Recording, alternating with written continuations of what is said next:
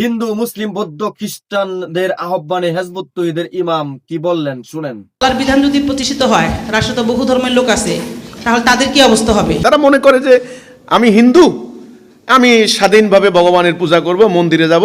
মুসলমান মনে করে যে আমি মসজিদে যাব, নামাজ পড়বো, আল্লাহ আল্লাহ করে ঈদের সানডে আমি এই ধর্মের প্র্যাকটিস করব। খ্রিস্টান মনে করে আমি গির্জায় যাব, আমি ক্রুশ গলায় ঝুলে আমি ধর্মের প্র্যাকটিস করব।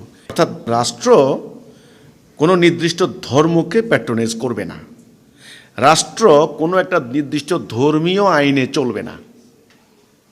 রাষ্ট্রটা আমাদের সকলের।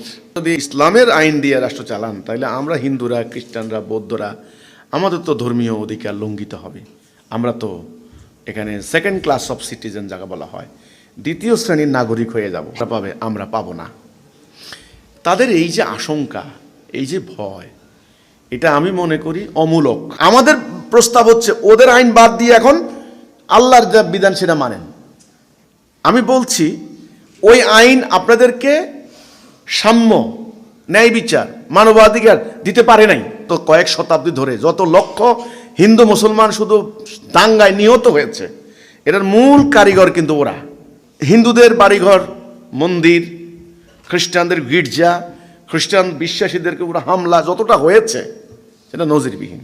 আল্লাহর বিধান মানার ক্ষেত্রে এটা ধর্মনিরপেক্ষতার নীতি কিভাবে লঙ্ঘিত হয় আমি তো বুঝতেছি না।